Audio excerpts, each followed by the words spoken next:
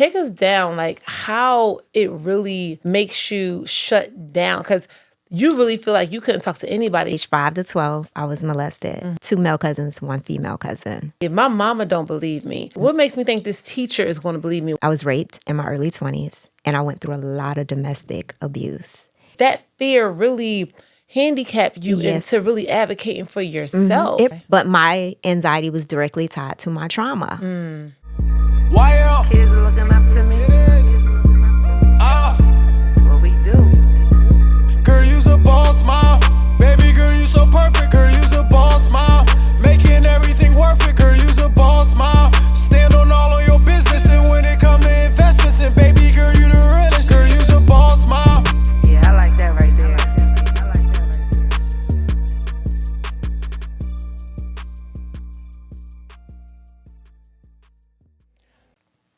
Welcome to another episode of the Mompreneur Huddle podcast, where entrepreneurship meets motherhood and we talk about everything in between. I am Tammy Capri, the Mompreneur mentor, and today I have a very special guest, y'all, and I'm so excited to have her in the huddle with me today. Please help me welcome Dr. Deliqua Isom to our show. She joined us in the huddle. How are you? How are you? I'm well. Looking fabulous. Thank you. Likewise, honey. Thank you. Well, first and foremost, I want to thank you for even coming onto the show. I had the pleasure of hearing you speak when I was doing a speaking at You Can't Have My Sister conference last year in Atlanta. And you just came through and was just so powerful. Thank you. So powerful, and the way you just dominated that room. So I'm like, yes. When I said we got to have her on the huddle, absolutely yes. Thank so you. welcome. Thank you. Can you just tell our audience just a little bit more about you and what it is that you do? So I am Dr. Deliqua Isom. I am the mindset architect. Yes. So I specialize in anxiety. So basically what I do is I help my clients reclaim their lives from coping to thriving. So that can be healing from trauma, healing from new experiences, focusing on mindset, focusing on personal growth and professional growth. My audience is leadership, women that are in leadership. I love it. Yes. Mindset is everything. And I love the fact that you focus on it, because now it's becoming a little bit more normal in this day and age. Yes. Or maybe I would say I hear about it more because I'm tapped in. I'm woke. Like That's it. That's what it is. But this whole mindset thing, let's break down the concept of what the mindset is, like how we think, why we think the way we think, and how our past traumas can affect. Ooh. Let's talk a little bit about that. Like, I'm gonna pick your brain now. You're here. Look, she here. I'm digging in. Let's go. So mindset basically statistics shows that by age 35, you are basically running a program. So emotions, thoughts, behavior patterns, everything that you have experienced. So that has become a part of your soft wiring, right? And that is part of your programming and how you maneuver through the world.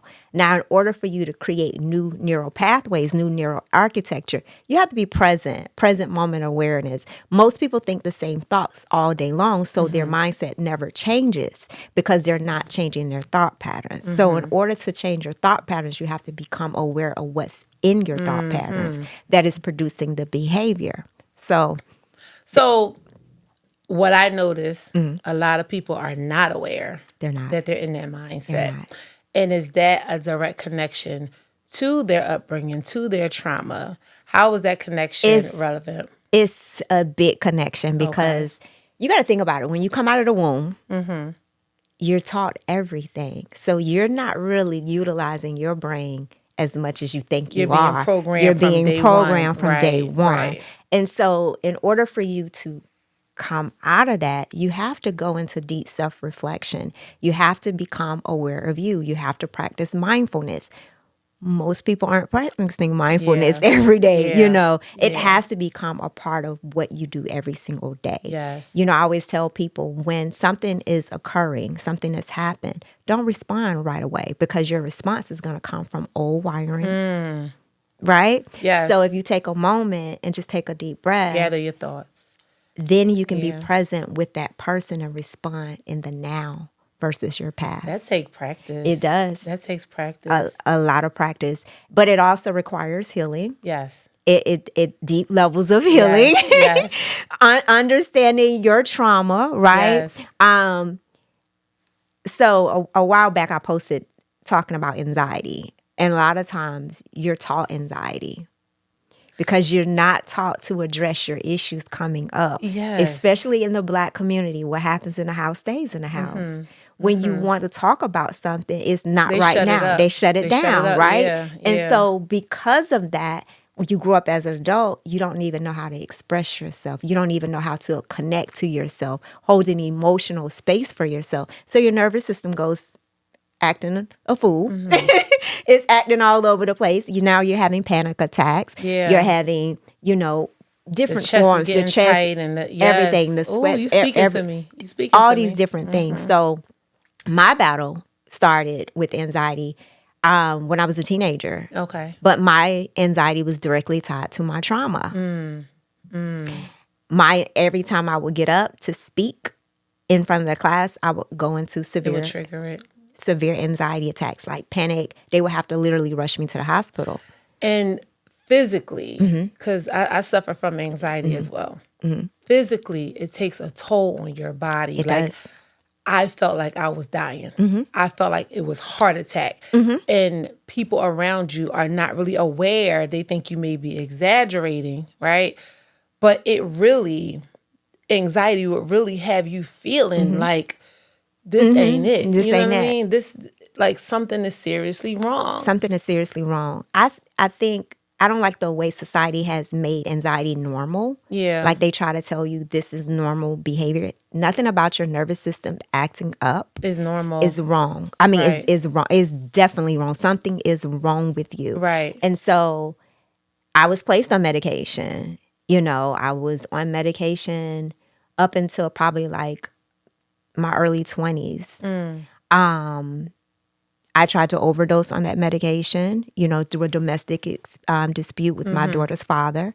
But when I went into my healing process, I realized, oh, you have anxiety because of your trauma. The power of voice, the power of speaking. Remember I said every time they would call me up to speak, that's when I would when go. it would be true. Right. Yeah, And yeah. so that resulted as a 5-year-old being molested and telling for the very first time and getting in trouble for So it. you just opened up the door you just opened up the door to have the conversation about the trauma, because I think that is so important, because you were silenced and now it was time to speak, and you got you were shunned because you spoke, led to it triggering the anxiety because now it's time to speak. You know what I'm saying?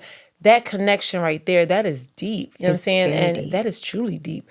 Now, but back to that, let's go to the trauma part, because there are a lot of women, kids who don't speak out. Right. Right.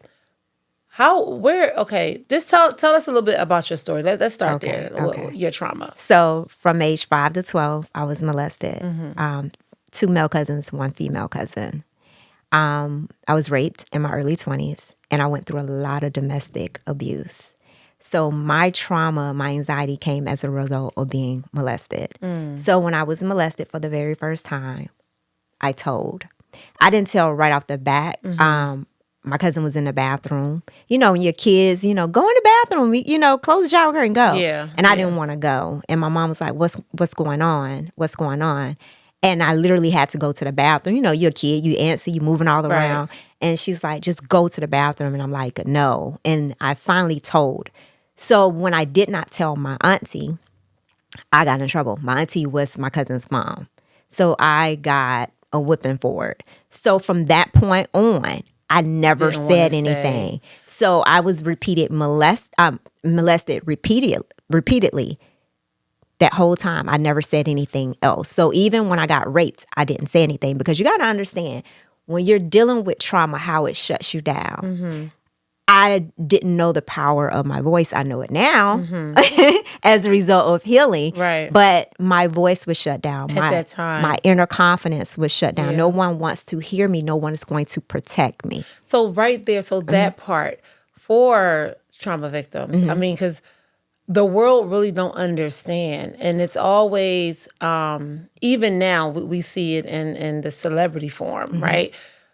when someone comes out and speak, it's always, oh, well, what did she do to cause, or that Me Too thing, or, but for someone who actually been through it, take us down, like how it really makes you shut down, because you really feel like you couldn't talk to anybody. If my mama don't believe me, what makes me think this teacher is going to believe me? What's going to happen if I go to, like, that fear really handicap you into really advocating for yourself. It paralyzes you. It paralyzes you. And the world don't understand that. And then the victim becomes the blame, and it's just like, I can't believe that we are just so inhuman to believe, or to pound on, or to like throw blades at someone who already went through these things and not believe. You know what I mean? I can never imagine my child telling me these things and me just shutting her down. Well, you have to consider the generations and the time. Okay. Right? Yeah. That generation went through the same thing that I went through. They were never taught how to handle situations, right? As Black women, we're not really taught how to handle anything. We're taught, get dressed up, be quiet, smile on your face, turn on your music, and keep it going. So sweep everything under the rug. So no one is equipped as we are equipped now. Right. It's a generational thing. If you really start asking questions down your family line, it is a generational thing.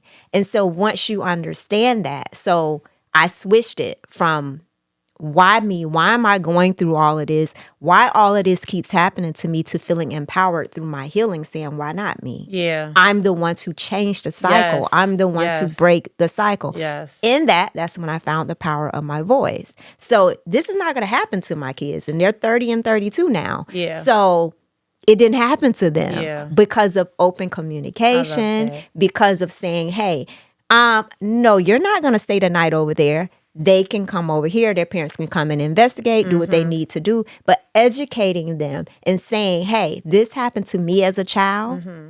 And I want you guys to be aware that if anybody, I don't care who it is, I don't care if it's your daddy, your brother, your sister, your cousin, I don't care who it is. Right. You come and tell me, and I will be there to support you. And we're going to take care of the situation. Yes. We're going to take care of the situation. Yes. So, and I love how you look at it in that light. Like you had to go through that to make that change. Yes. We're going to change this narrative. Yes.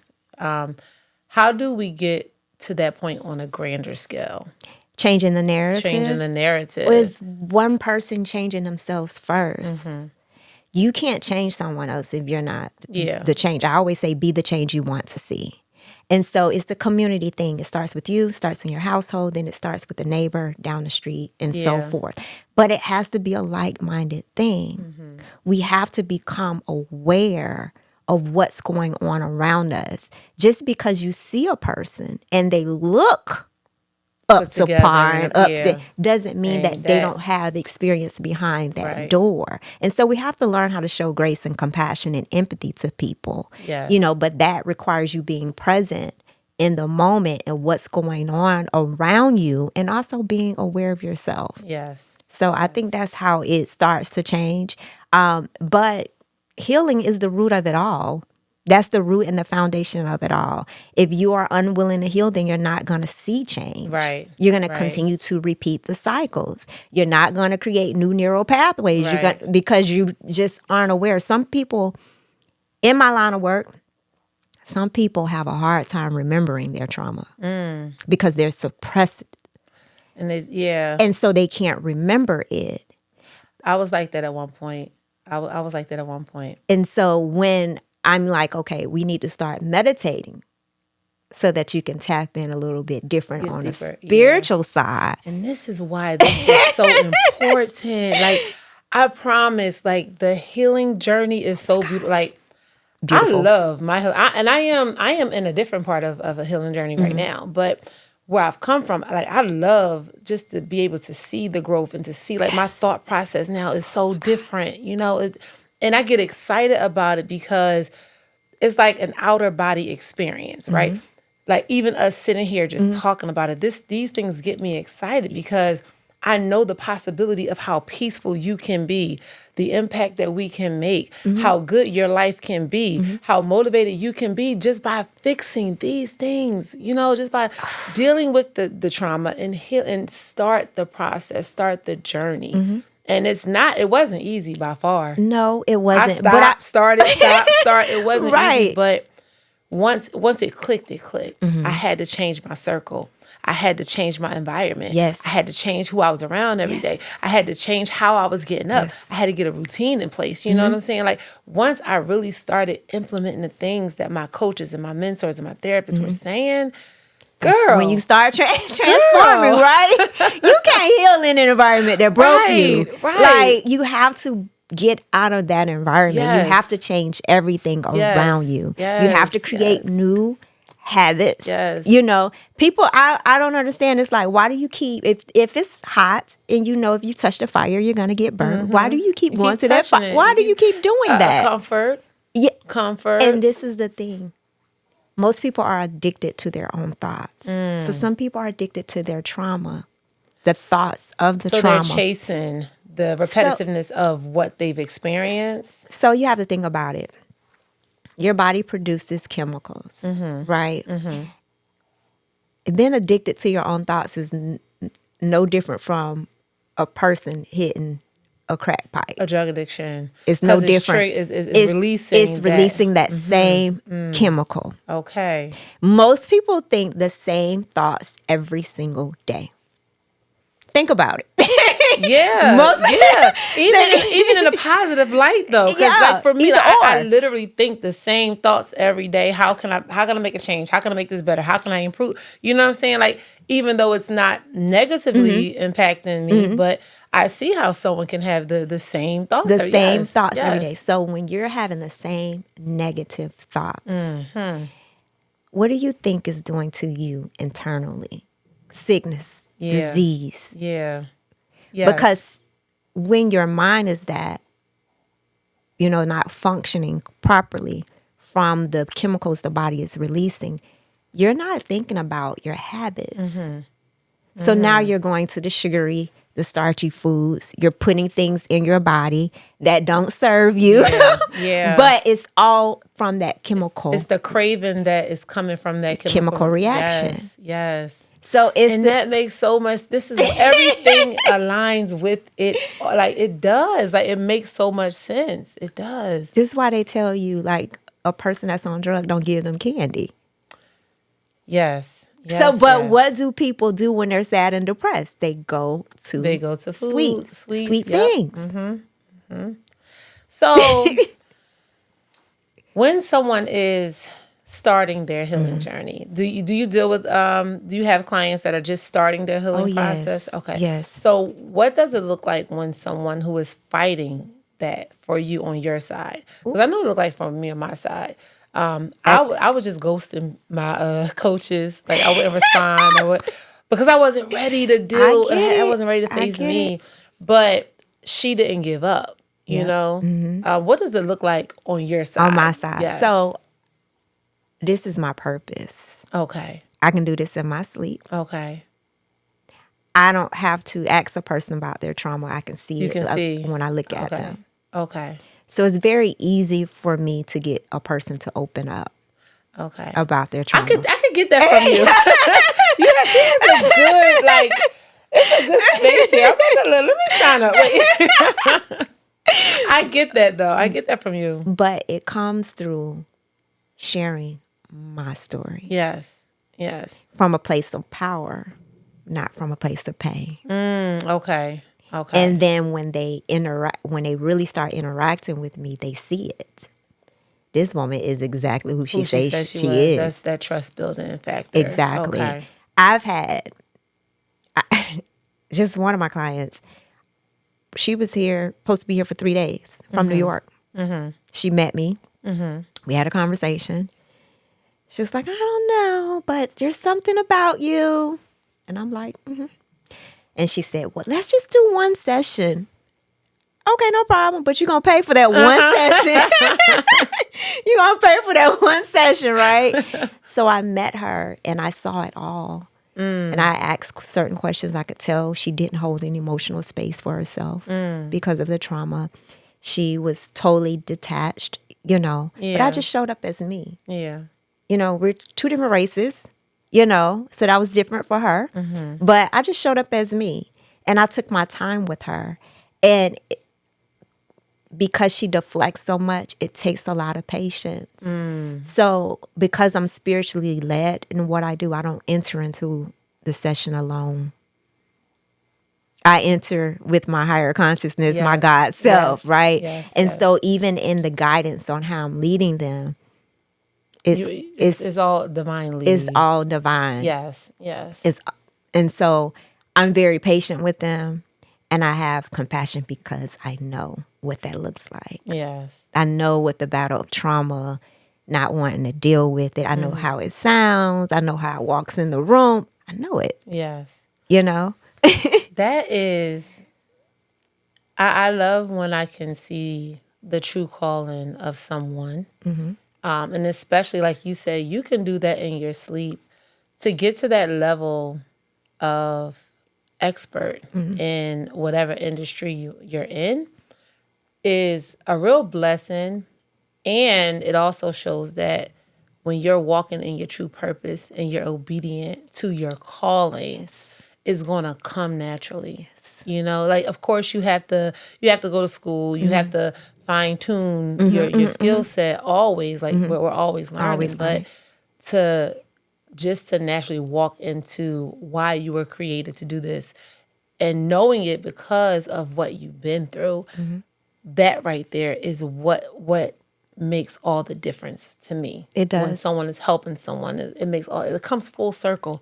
You know, when you're going through the trauma, the abuse, for me it was childhood obesity, it was daddy issues, it was, and that led to a toxic marriage, and that led to me getting up to 600 pounds, and it just was so many things.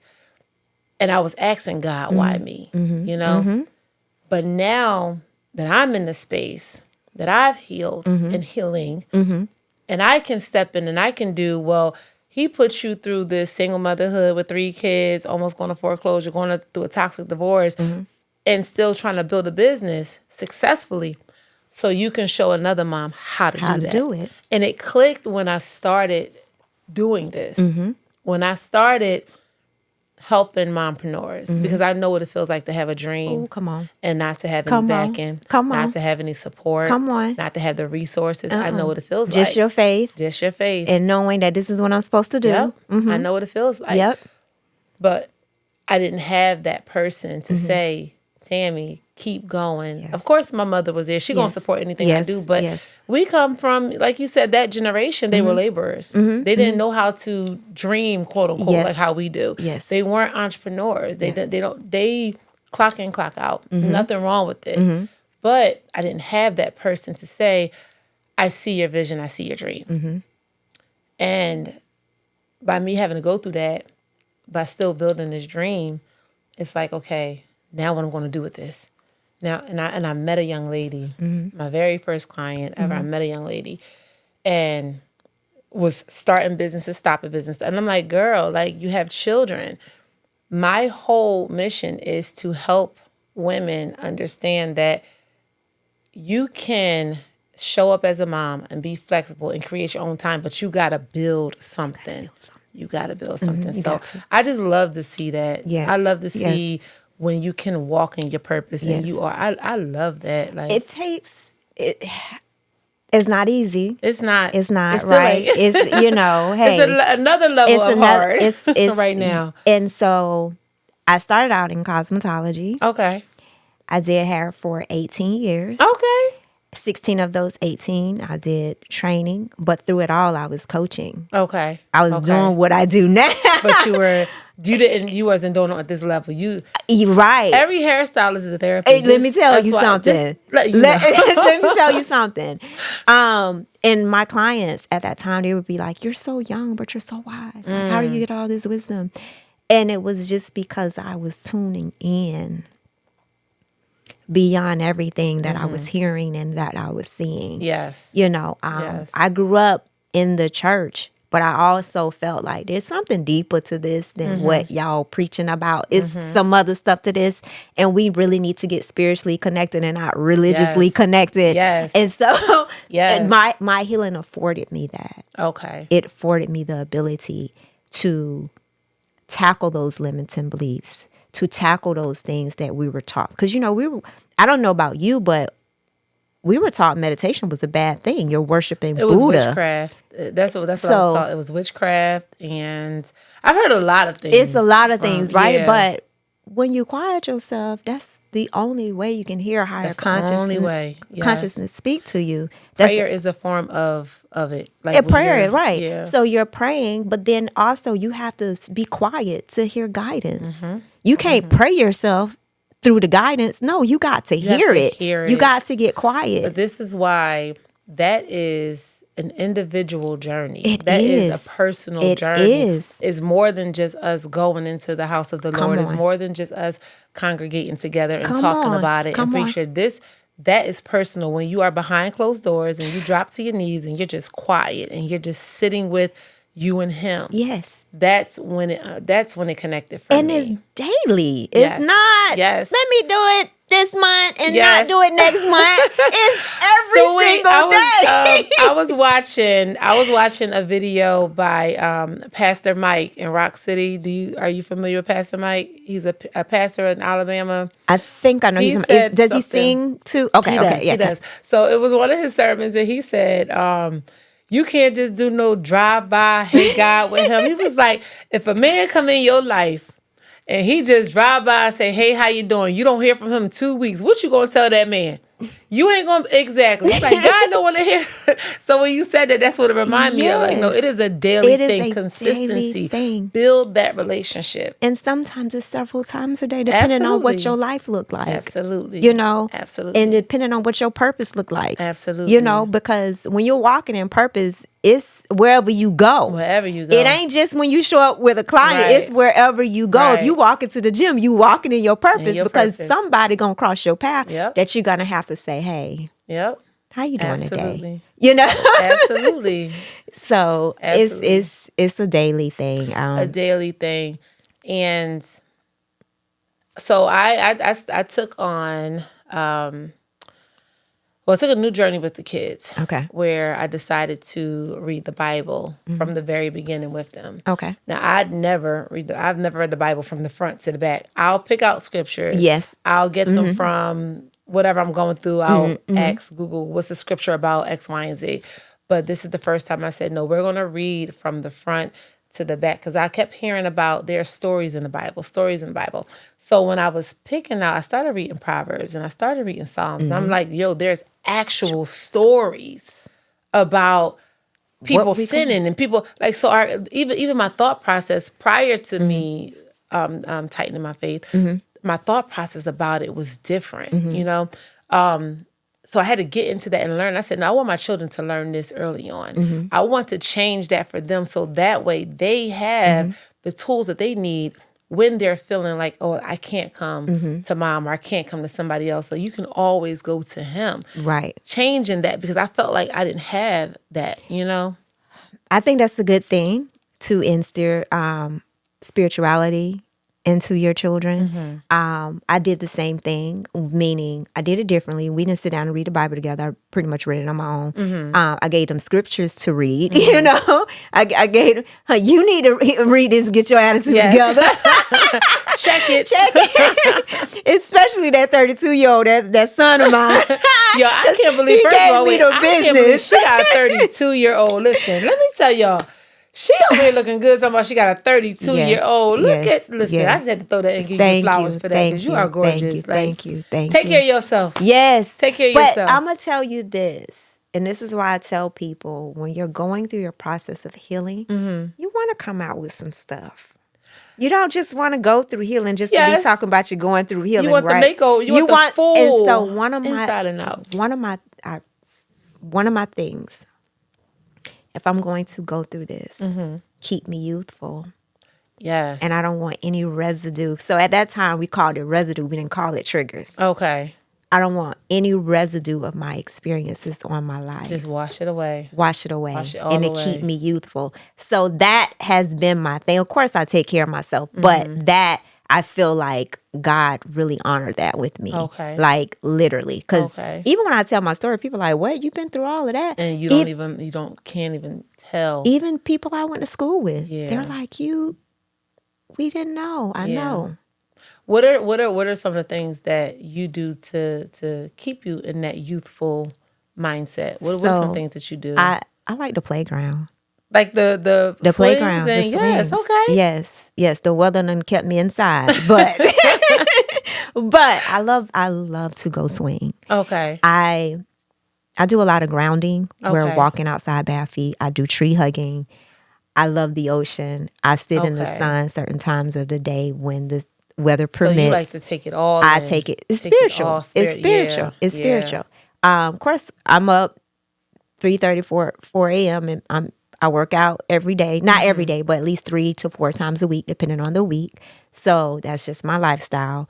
I am very conscious about what I eat. Now, do I eat hot wings? Do I eat pizza? Yes, I do. Yes, I do. But I'm very conscious about what I eat. It's not Yes. something that I'm eating every week, every day, Yes. anything like that. So that, then my meditation.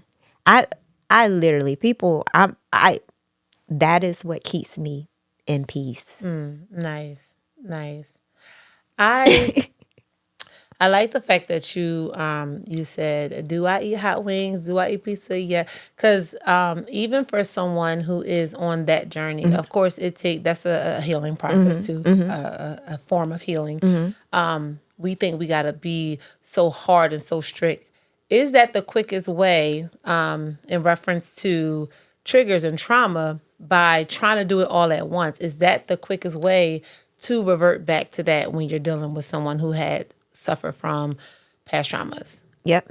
You listen, I tell people, my clients, she hate when I say this.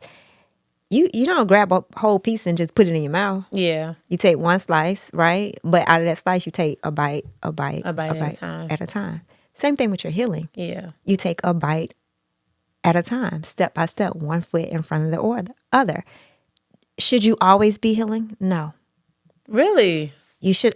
I don't believe you should always be healing. Okay. I feel like come outside and let's see if your healing has worked for you. Okay, so you experience do some it in stuff. semesters. Yes, Let's do this class and then go and see if it worked. Let's see if that really makes worked. sense. That makes sense. Because how do you know if you healed if you always Yeah. in a healing process? Yeah. People could get stuck in that process because at one point, like I felt myself going down a rabbit hole of healing. Like I wanted to read all the books and I wanted to watch all the shows and I wanted to meditate. And it was like, I'm not talking to no one. I was going down a rabbit hole.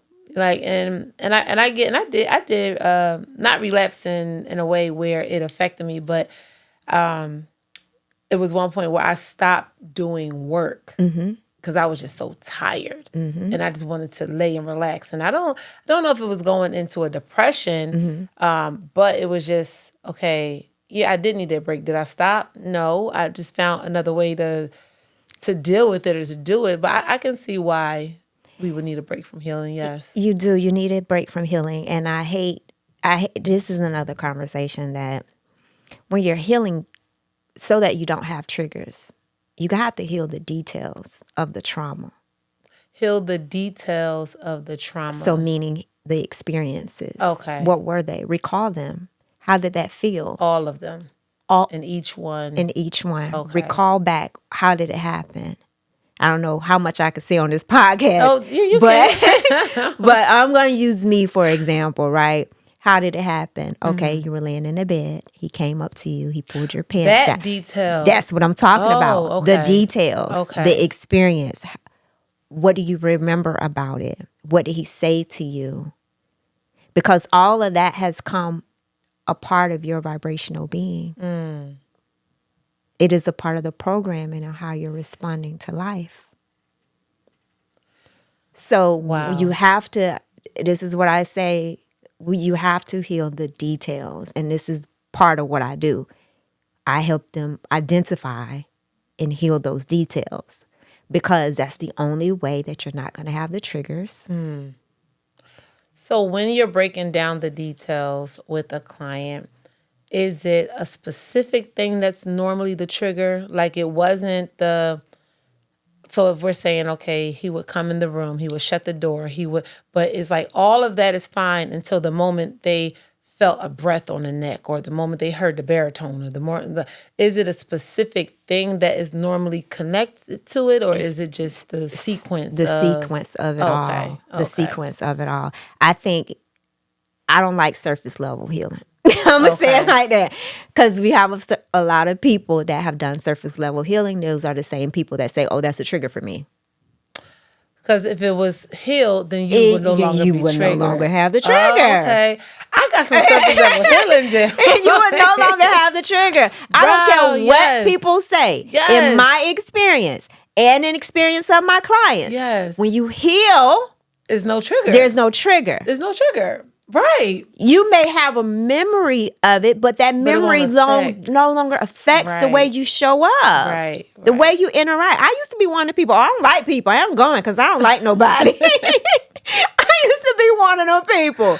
Now it's like, hey, how you doing? Yes. And people looking at me like, you know. You really just unlocked something in my mind. You made me aware of something. So I'm going to say thank you. Good. Thank you. You made me aware of something. Because I say that not a lot, but with a few things, I say, I can't do that. That's going to trigger me. That's triggering. I still say that till this day. So that means I still have work to do. I still have still work to do. A part of your vibration. Still a part of, right. And so when you don't have it, it doesn't bother you. Okay. It does. Now I could differentiate between, because some things are, you know what? Y'all got to connect with my girl. You're gonna connect with my girl. Thank you. So wait, okay, so what do we have? What do you have in the lineup for you this year? Because you are a powerful speaker. And I was say that again. I think the people need to know. Powerful, yeah, powerful. And when I tell y'all, like when I first saw her, like she just came and she was so small and like. But when she started speaking, I'm like, she commanded like the room, and I'm like, wow. That's the result of healing. The result of healing. The result of healing. The assistant kicked up her shoes, was walking around. I remember, and you just had me glued. And I'm like, who is she? Who is she? And of course, I'm going to Instagram. I'm follow. So, what's on your calendar for this year? Are we doing any speakings this year? Are we doing any appearances? So, in April, we're doing our Enrich Her, How Are You Blooming? We're going to do it in Charlotte. Okay. So that is the Q2 check-in with the women who have made their vision boards. Okay. And now they're stuck. They ain't moved towards their vision. Right. So we're going to help them get unstuck, move past that whole experience. Is that a traveling event? Yeah. Okay. So we are going to be in Charlotte for that event. Okay. Yeah. But you were, the one you just recently sent me, that was... that was here. Here, Yeah, the Enrich Her, Boss Up and Bun. Okay. Oh, that was so fun. Okay.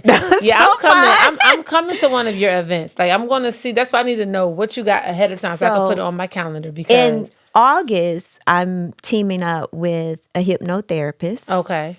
Myself and another friend of mine who is a doctor, Dr. Daniela, the Heal Well Collective. So we're bringing an experience together where we're going through the deprogramming process. We're going to take the audience through that, the participants through that experience. Okay. What does it look like to deprogram yourself, to get all that old junk out, and then we can help you create new.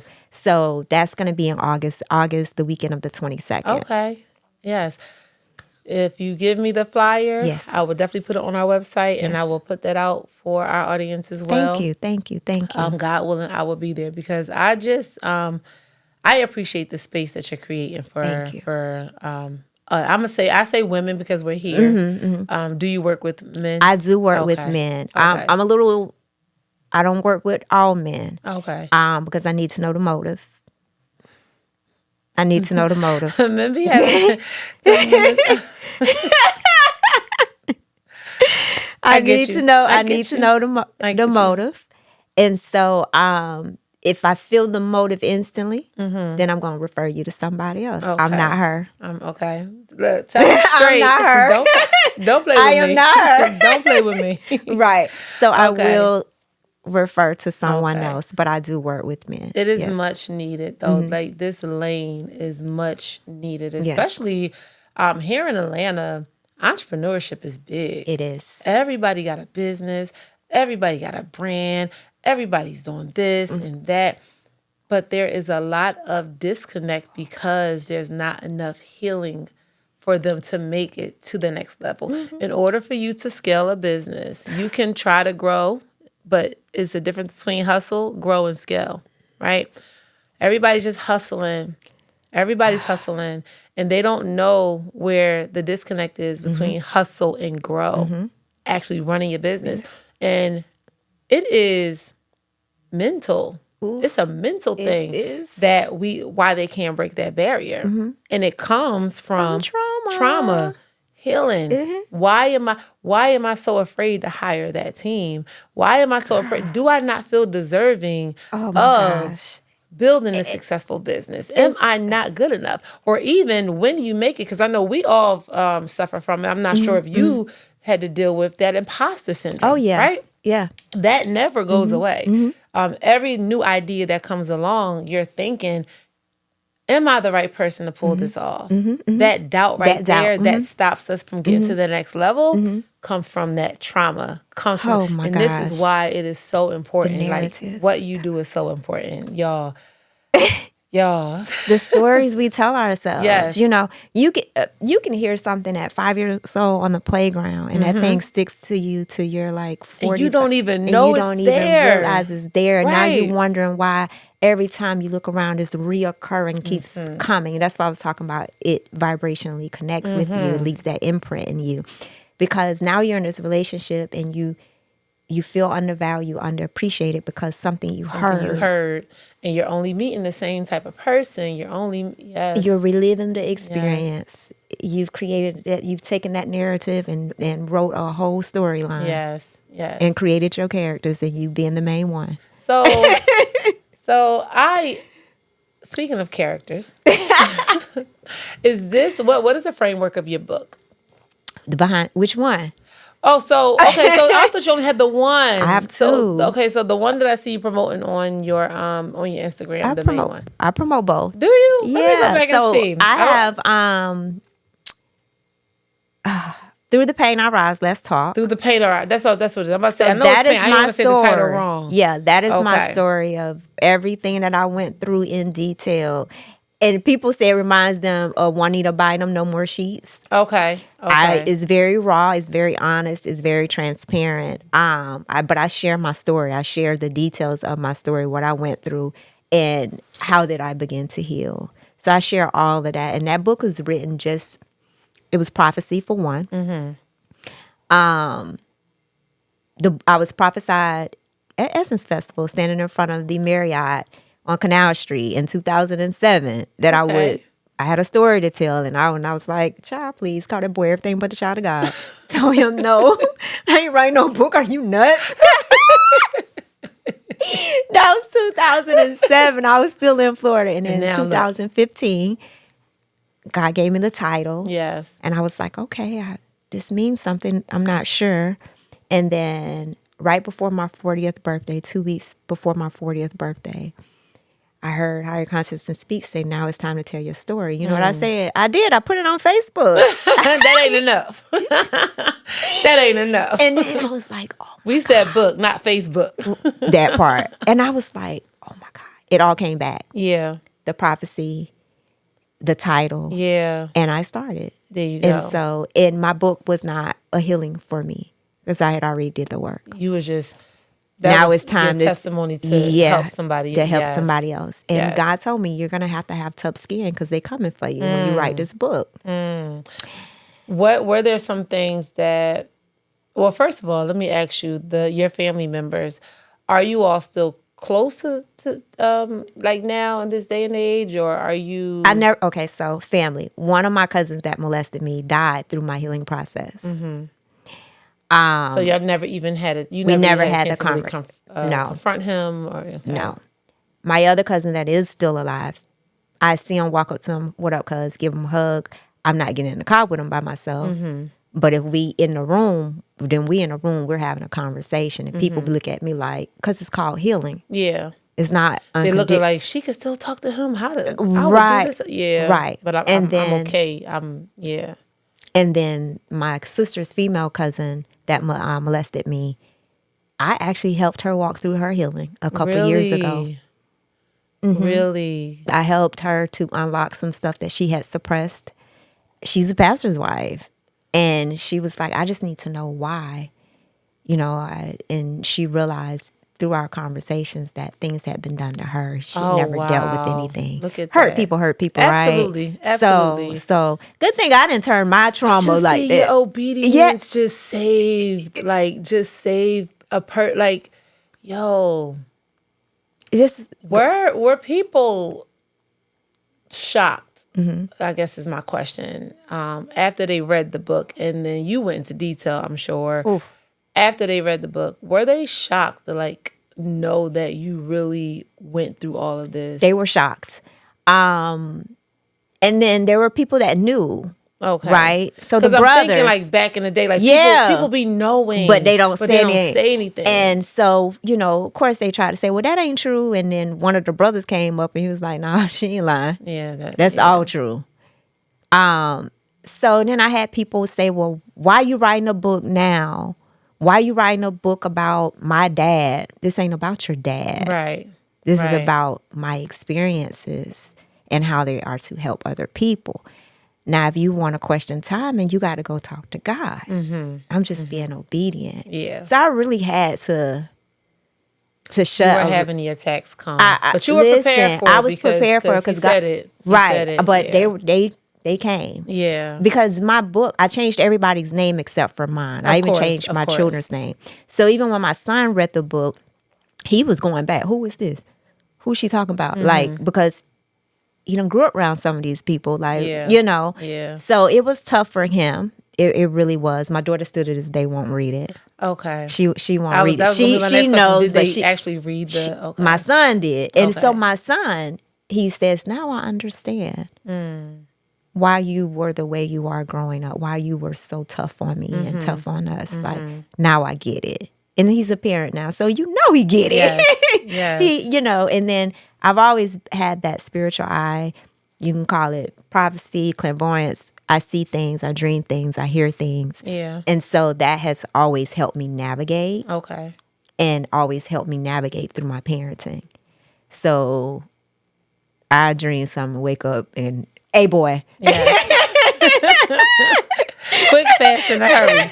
Quick, fast, in a hurry. But that book was solely just to help other people. Okay. I cared less about telling my story. Okay. But I knew my story would empower other people or give other people a voice. So that's why it was written. Okay. So I thought I was one and done.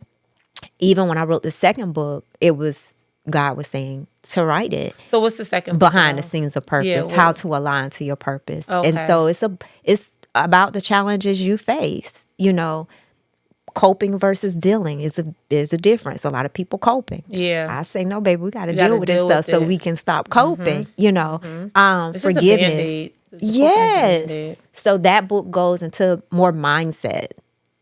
And actually that book I've created courses from. Okay. Where is it available? Just available? It's through on my you? website and Okay. it is on Amazon. Okay. But I prefer people to go to DeliquaIsom.com.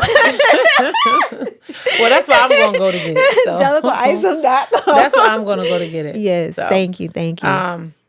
No, I appreciate you, and I appreciate you just doing what you do. Just doing what you do. I think that in order for us to really get to that next level as women, we have to go out and seek that, because everyone's not going to come to us, right? Like even now, like I'm the type of person, if I want something, I'm going to ask. I'm gonna ask.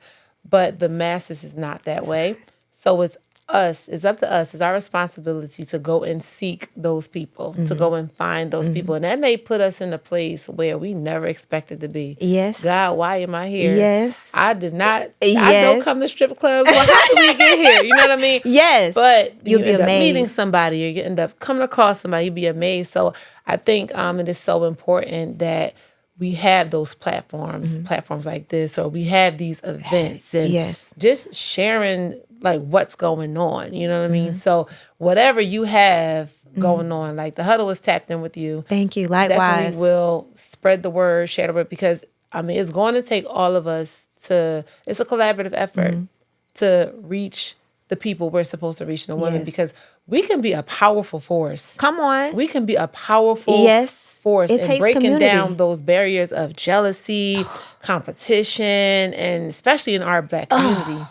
We can be like, sis, we got to get there. And have to get I there. will say that I see some improvement, but I don't see enough. I'm going to tell you this, to go back to what you said about people not wanting to reach out. Yeah. The day that I got my doctoral degree, the lady pulled me aside, and that's what she said to me. She said, people are afraid to reach out to you, people that need your help. She said, I see that you have the ability. And she started doing this and she said, unlock people. Okay. And she said, but people are afraid to reach out to Yes. you. So I think we have to get out of our way.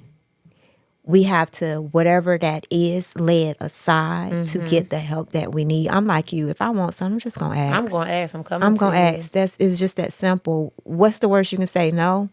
Somebody else going to say yes. Yep. And I think what made me really aware of that recently, so I'm going to a conference this week, an Impact conference. I'm not sure if you heard of Maya Elias. She's having a conference here in Atlanta. So I was on one of her calls, and she had an auditor on there who audits your brand and everything. So I have a lot of triggers with ManyChat. You say a word, I'll send you a link, and the automation set up.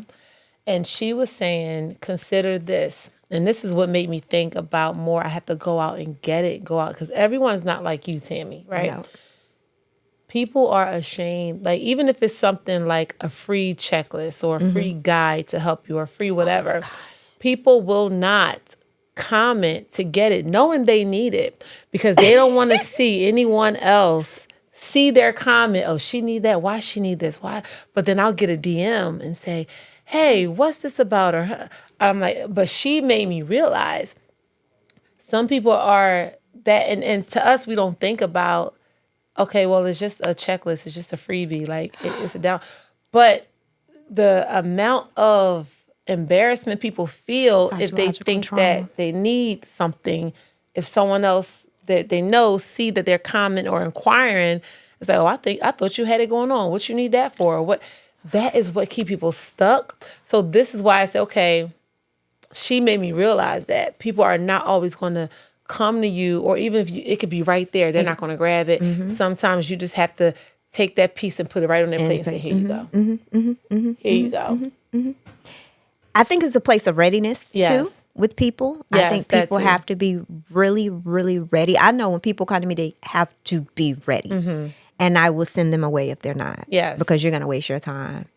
I'm not going to let you waste mine. What's the step before you if they're not ready? What's the they're- step before you? Do you refer them to somewhere else, or do you refer them things to do so they can prepare or get I ready? give them. So most people, depending on my first call, most people, I'll give them at least 3 calls. Oh, really? And You're every call, nice. right. You are nice. Right. And these calls are not just 30 minutes. Yeah, I'm about to say, you're nice. Yes, because I done had somebody say, you crazy. Like, literally. But in each call, I'm giving them homework. So I'm Okay. already helping them From even before they even before become they your even client. sign up. They Yeah. may not even sign up. Yeah. But what I've given them can help them. I've sown a seed. Yeah. Yeah. Somebody else may come water it. Somebody else may get the harvest. Yeah. But it has to be a place of readiness. And then it's always this thing of cost. That's always. Oh, my girl. And I wish we had time to dissect that. You probably got to come back for another show so we can even dissect that. We could probably go live to talk about that. Because the investment in you is necessary. It's necessary. It is necessary. It's necessary. Like, the investment in you, I don't know how other way to say it, but the investment in you is so necessary to the point where I have a budget now of how much training and coaching that I'm going to do each year. I put it in my business budget. I need this training, just like how a job would get you any type of customer service training. But no, I need this training from this coaching service or whatever. I have a budget for that because I know the importance of having that mentorship, that coaching. I know the importance of it now. Yes. I know it. See, we didn't understand it back then. But now when you get a little older, you see the value in it. And it is people's mindset about what's valuable. Always back to mindset. Always back to mindset. But we are going to do what we need to do to continue to push that narrative in our community. We're going to continue to push that narrative. And if you ever see me slacking on something, if I ever see you slacking on something, please, I'm like, hey. Because that's the only way that we're going to continue to thrive in this community and keep pulling everyone in. And even settings like this, just connecting with more people, connecting with more women, and connecting with you all. Drop in the comments, what are you going to do to help push that narrative? And if you don't know what to do, reach out to me. Reach out to Doc over here. I mean, because there's something you can do. And it all starts first with that M word. That M word, mindset. Yes. I enjoyed you being here with me today. I really enjoyed this. We're gonna connect again because there's a lot more digging. I think there's a lot more conversation that we can have revolving around because mindset is connected to everything. But again, can you tell us how can they reach you? And then give us one thing you want to leave the audience with today. Never underestimate your power. Never underestimate your power. Never underestimate it. I know doubt creeps in, but that doubt creeps in to push you away from your power. But it should expose your power on a deeper level. Because if that doubt is presented, why? Right. What is the question? Why? And it becomes self-reflective to yourself, which creates vulnerability. It creates strength for you to grow, for you to evolve, and for you to expand, which gives birth to a new level of power. And in order to step into that power, you need to get your mindset right. You got to get your mindset right. You need to go and connect with. Need to go and connect with her, y'all. And I'm so serious, and the reason why I'm just so adamant about it because it clicked when I went on my journey. And it's something that you have to really experience to get really excited and to understand about it. So don't shy away from it because she's here. She's here. And I'm so glad that she was able to join us here on the Huddle. Thank you. How can they reach you? Because they need you. Somebody's watching right now. They need you and she needs you. So come and get her.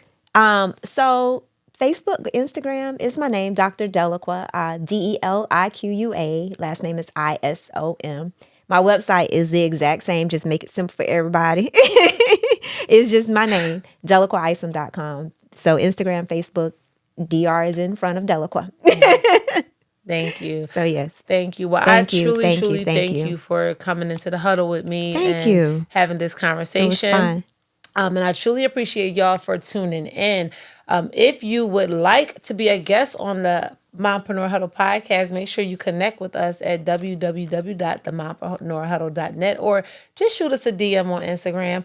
Also, I would not be able to do this if I did not shout out our sponsor, Deliqua Capri, the official sponsor of the Mompreneur Huddle podcast. Make sure you check them out and use the code HUDDLE for a special discount on your order at DeliquaCapri.com. You should see the email address right here on the screen. Also, if you are looking for a community, a mom community mentorship, if you don't know where to start, right now you can definitely Still lock in a clarity call session with myself, 60 minutes, laser focus on helping you to get on track with what you need to be doing next in life, business, family, whatever it is that you need. But get into that session. But we're going to go ahead and we're going to wrap this episode up. It was truly a pleasure. I'm sorry, I'm getting tongue-tied over here. But as always, mompreneurs, crowns on, chins up, and you make sure you rock your week. Until next time, thank you.